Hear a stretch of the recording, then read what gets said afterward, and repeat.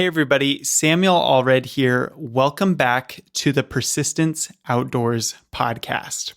It's come to the end of the 2024 big game season for me, and today I'm going to reflect on some of the big mistakes I made, some of the big blunders and busts of the season. The 2024 season was pretty rough for me.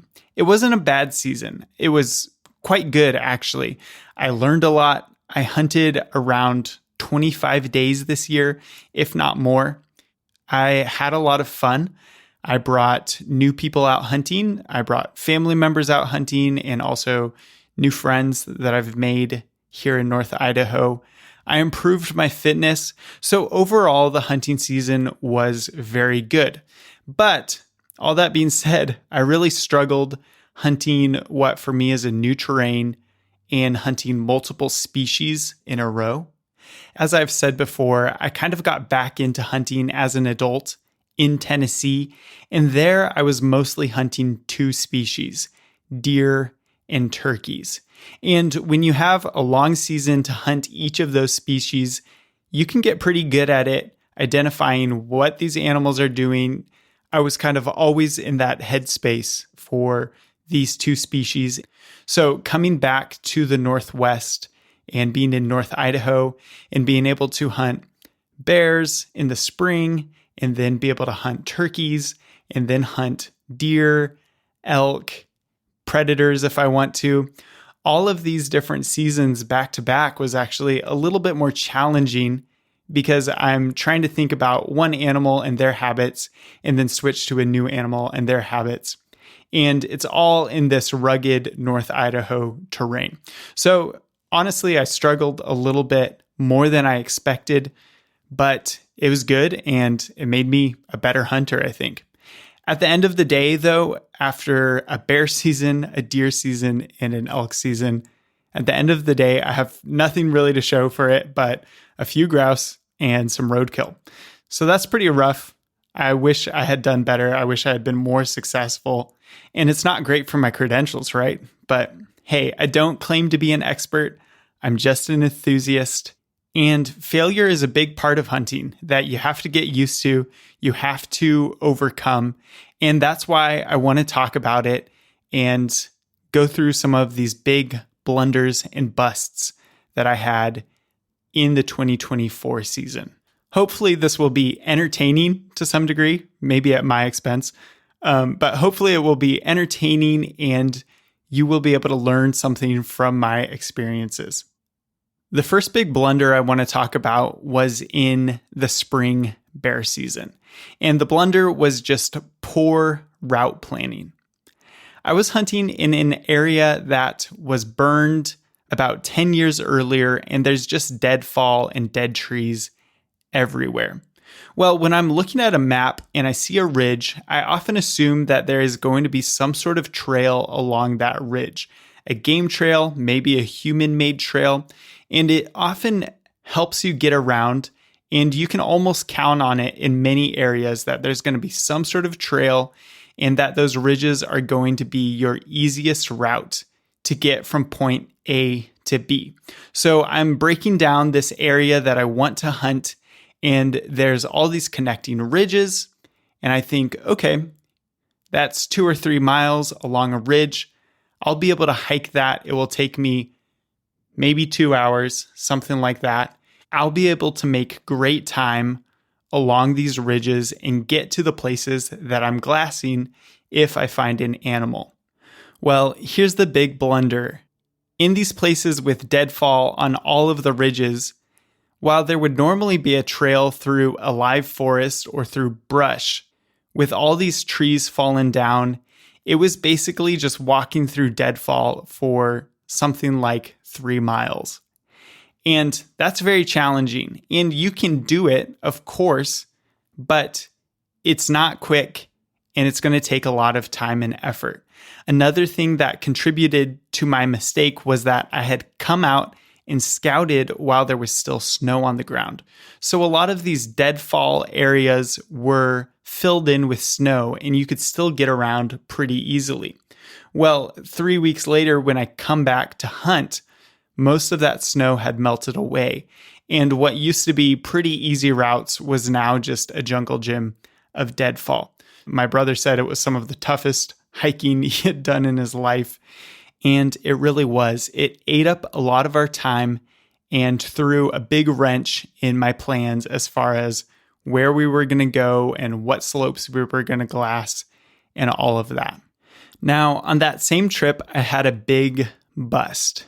When we got to the place that we were going to camp the first night, we had driven a long way in on backcountry logging roads, and we finally get up to this saddle where we are going to camp, and then we were going to glass from there and then start backpacking in the next day.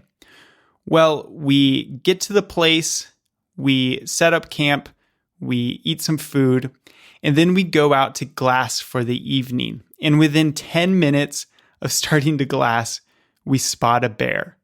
And it's about 1,200 yards away. It's easily within striking distance, but it's getting dark. And I was concerned that we wouldn't have enough time to get over there. I was thinking we might get over there, but then risk spooking the bear and it getting dark before we even have a chance to take a shot. So I said, hey, let's wait for the morning. Doesn't seem like he's going anywhere. He's eating grass. This seems to be the type of place he might want to stick around in. So let's get up in the morning and go after him. Well, we go camp and sleep in that saddle. I didn't sleep at all. I was thinking about the bear. I was trying not to tag it in my mind before I had gone out and actually shot the bear and recovered it, right? But I was definitely getting ahead of myself, just thinking, oh my goodness, first day of our 5-day trip, we've already seen a bear. This bodes well for the rest of the trip. I got up at about 4:30 the next day as soon as it was light because I had hardly been sleeping. I went up to the same spot, glassed up the bear. He was moving around early that morning. I found him, but he was still in the same vicinity, and I thought, perfect. We are going to be able to kill this bear today. But we didn't go right away. We were just taking our sweet time. And once we started going for the bear, we were trying to go very slowly and make sure we were glassing everything as we were going along to make sure that we didn't run into it and spook him off. So we get into the zone where we think the bear is, and we've gone pretty slowly this whole time. And we just start glassing everywhere. And we're thinking, this is where he was. We marked it on a map. We had marked some landmarks. He's got to be here, and he's just going to pop out any moment, and we're going to shoot him. After sitting there for a while, though, we were just glassing, and we just couldn't turn him up. And so I was starting to get impatient after maybe 2 hours. I was also starting to get cold. And I said, hey, I'm going to push ahead a little bit and just see what I can see. So I keep pressing my way forward, glassing, looking for the bear. And I just happened to throw my glass up and look up the mountain. And lo and behold, there is a bear traversing the slope about 1,000 feet in elevation higher than us through thick deadfall. And he walks from left to right and goes over the ridge and out of sight. And I think that has got to be our bear. He was moving early enough in the morning that he could have made his way all the way up there if he was spending his whole time climbing while we were trying to sneak in. And we haven't seen another bear. That's got to be him. So I was pretty disappointed at that point, and I came back and told my dad and brother. We spent a little bit more time just to make sure, but we were pretty sure that was our bear. And I think what happened there, my theory is that the wind was coming towards us that evening when we spotted the bear. Then we camped in the saddle and the wind changed that night. And even when I went up to glass the bear in the morning, the wind had changed. And he was 1,200 yards away. He was pretty far away, right? But they have just such an incredible sense of smell that I think us being there probably was enough to tip them off and make him think that he needed to get out of town. He could have just been on the move anyway, but that's my theory. As far as the rest of the hunt, we didn't see any more bears on the hunt. We saw every other animal under the sun. It seemed like my brother glassed up a mountain lion, but no other bears. So that was a big bust. It wasn't necessarily something that we did horribly wrong. I think maybe we could have backed out of there and camped somewhere else. Maybe our scent wouldn't have drifted to him. Maybe we should have gone much quicker in the morning. That probably also would have helped us catch up to him. But it could have also just been on the move, and even if we had headed out after it, it would have been long gone. I'm not sure. It was a good experience regardless. We were all excited to find a bear, and I will keep that experience in mind in the future. Let's move on to rifle elk season in October. My big blunder in elk season was taking it for granted that I could find elk. That sounds ridiculous, I know, to anybody who has hunted elk and understands just how hard it is. But to be fair, in my previous hunts, I had been able to locate elk. Before the season, I had located elk scouting. So I went in with pretty high confidence that I was going to be able to find some elk. Well, I had another thing coming.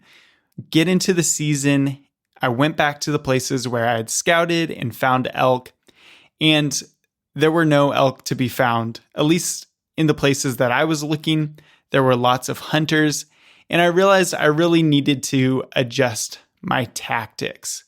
One of the things I was counting on was the 3-day any elk season in my unit.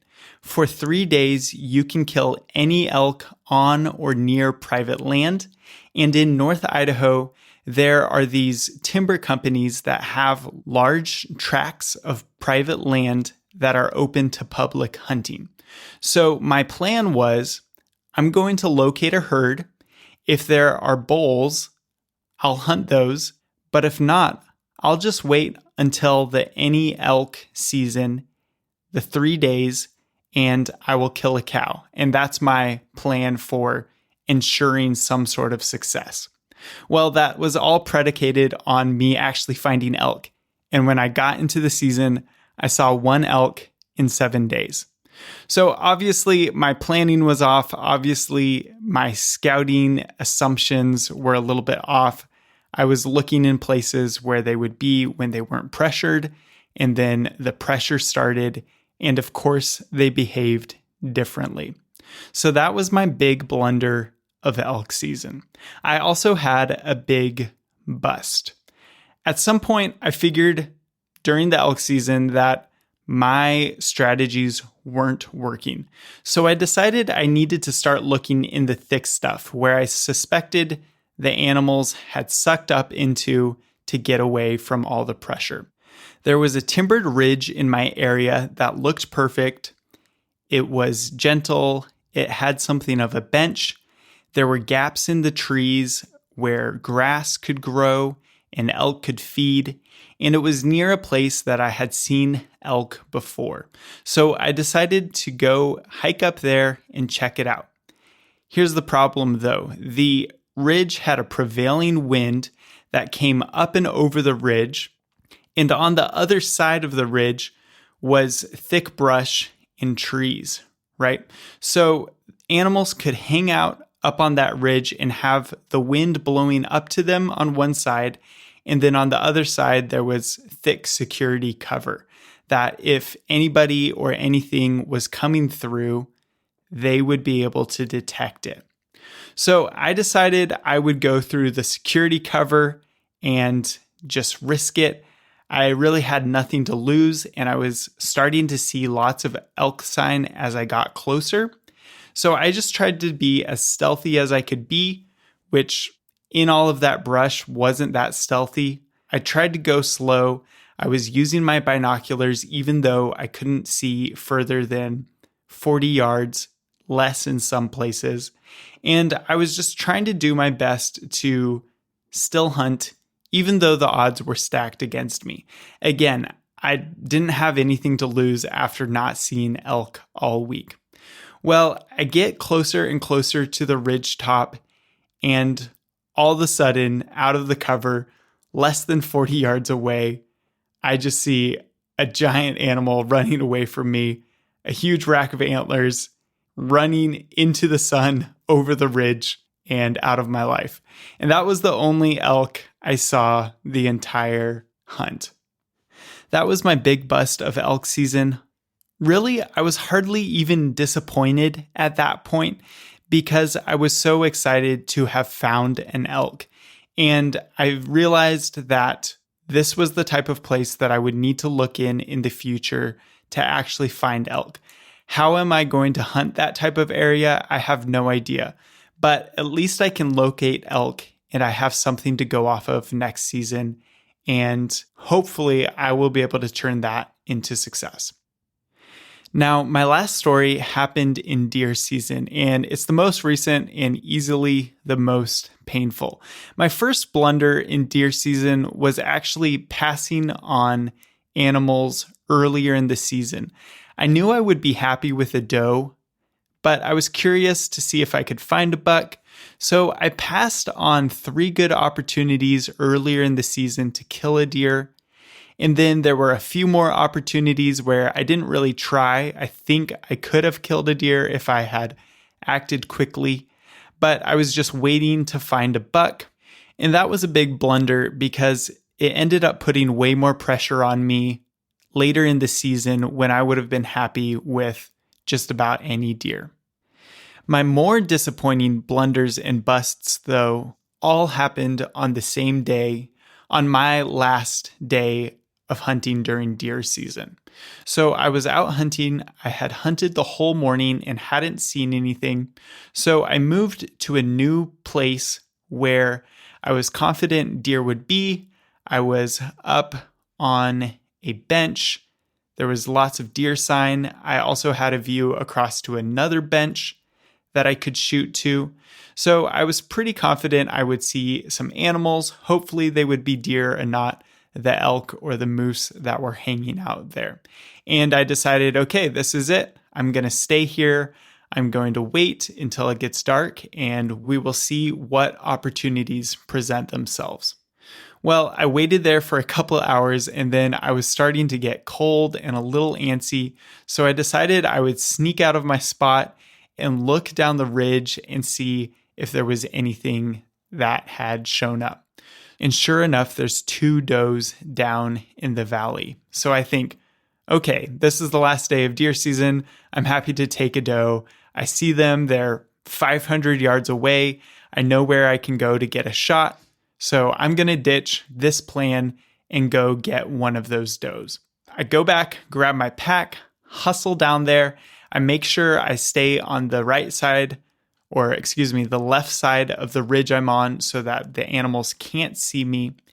And I get all the way down to a finger ridge where I will be able to creep over the ridge and get in position to shoot down into this valley to kill a doe at about 200 yards.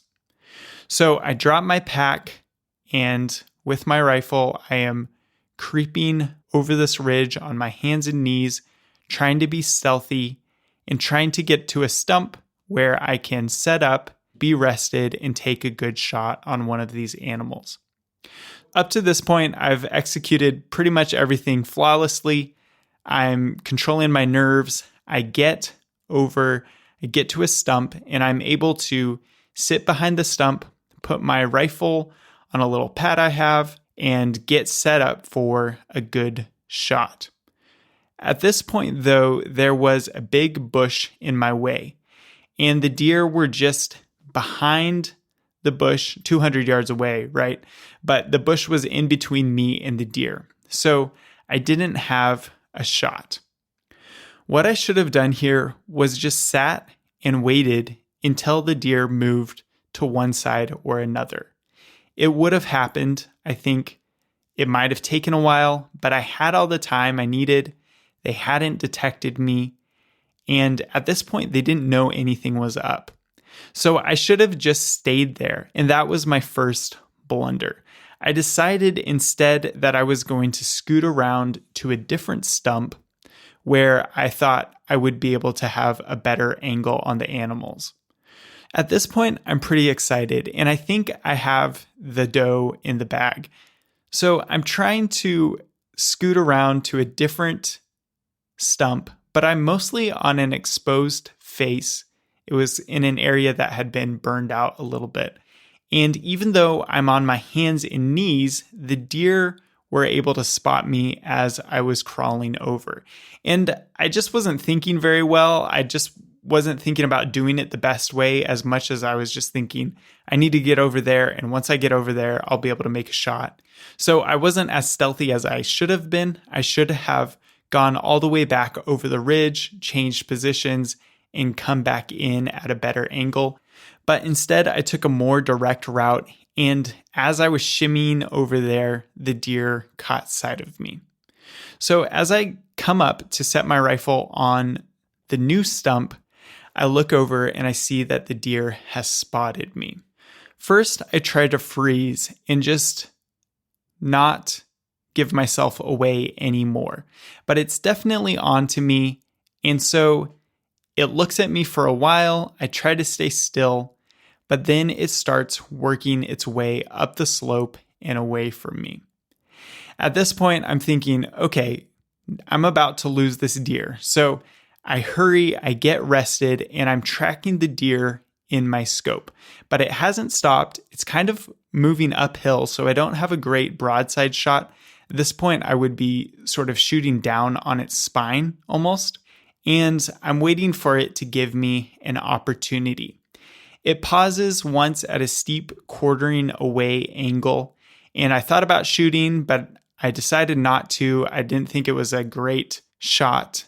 So I'm still being patient, but the deer is moving away.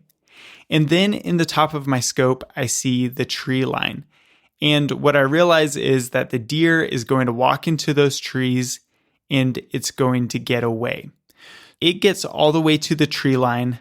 I bleat at it to make it stop. It stops broadside to me. It's facing to the right. And in my mind, I'm thinking, it's going to get away. You have to shoot now. So instead of making a controlled shot, I make a quick shot trying to prevent it from walking into the trees and getting away. So I have two mistakes here. One, not being patient and letting it spot me, and two, making a hasty shot. Making a hasty shot is bad enough, but what happened next is honestly the worst mistake and really the most disappointing for me. As soon as I took the shot, I lost the doe in my scope. And that's pretty normal. I'm shooting a 30-06 unsuppressed. There's a chance that you're not going to spot your impact, just depending on how you're controlling the rifle. So I didn't spot my impact. I saw the animal. I thought it staggered, but I truly couldn't confirm whether I hit it or not. It shoots off to the left, and I pop my head up to follow it, but then I think I should shoot it again. So I rack another round and put my head down to find it again in the scope. But at that point, the animal had disappeared into the trees. At that moment, I realized that I hadn't marked the location where the deer was standing when I took the shot. And this was my major blunder. As I was looking through the scope, I had such tunnel vision that I wasn't looking at the landmarks around the deer. So I knew it was going into some trees, but there's a whole tree line in front of me. And after I took the shot, since I lost sight of the deer and it ran away, I also didn't see where it disappeared into the trees. So at this point, right after taking the shot, I don't know the precise location of where I shot at it in the first place, and I don't know where it disappeared to. So I have very little frame of reference for where to actually go and look for the deer. And that's just a terrible mistake. I mean, if you shoot something and then you don't even know where to start looking, you've just incredibly diminished your chances of actually recovering the animal, or in my case, determining if it was a miss or not. I was so amped up that instead of taking a minute to calm down, reconstructing the scene in my mind, putting my rifle up and thinking about the bushes I was aiming around and trying to find exactly where I thought I had taken that first shot, instead of doing those things, I just decided I needed to get over there as quickly as possible to start searching. That wasn't the right choice. Getting over there faster wasn't going to help me at all. I did take a couple pictures for reference, which were helpful, and that was a good idea. But when I got over to the area where I thought the deer was standing when I took the shot, it was like searching 100 yards of tree line instead of searching maybe 20 yards near a landmark, near a stump, near a tree, near a bush. So that was the painful part. I was over there. I knew I had taken a shot. I wasn't sure if I had hit. I knew the general area that I had been shooting in, but I didn't have a precise landmark. And now I needed to search for blood to, one, determine if I had hit the deer or missed the deer, and two, if I found blood, I needed to actually track the deer.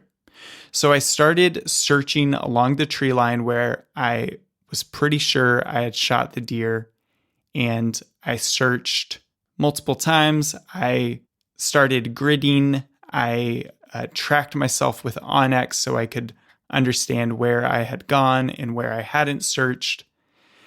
It started to get dark. I had to replace a battery in my headlamp, replace that, was able to have good bright light as it started to get dark, and kept searching, but I just didn't find a drop of blood. So my head tells me that I rushed the shot and I missed the deer completely. And I certainly hope that's the case, but there's a nagging feeling that I might have hit the deer and got so disoriented after the shot that without that landmark, I went over, searched for blood, and couldn't even find the initial point of impact. So that feels really bad. It feels bad for potentially killing a deer that I didn't recover, but it's also just disappointing seeing how I reacted and acted during that whole process. After making that first mistake, I wasn't able to kind of get it all together and make good decisions after that. Instead, I rushed a shot, failed to mark where I shot. Then instead of calming down and reconstructing the shot, I rushed over to find blood. Even when I was searching, I think I was going too fast because my body was still amped up. And so all of that amounted to a catastrophic failure that is going to stick with me for a long time. Well, thanks for listening to the end. Some of those blunders are real hard to admit, especially that last story. Some of the busts and blunders still were good experiences. That last story just makes me feel like an idiot and is kind of hard to talk about. It's a little bit too fresh. But look, if you hunt, you're going to face failure. And I think that's what I wanted to emphasize with the podcast today. You're going to fail sometimes, and that's just how it goes. Hunting is kind of like baseball. You get up into the batter's box, and you are going to strike out 7 or 8 times out of 10. And you just have to be brave enough to get in the batter's box again. Sometimes you're going to get hit by a pitch, or sometimes you're going to be on the field and you're going to make an incredible error and look stupid in front of everybody. But you have to be brave enough to go and try it again.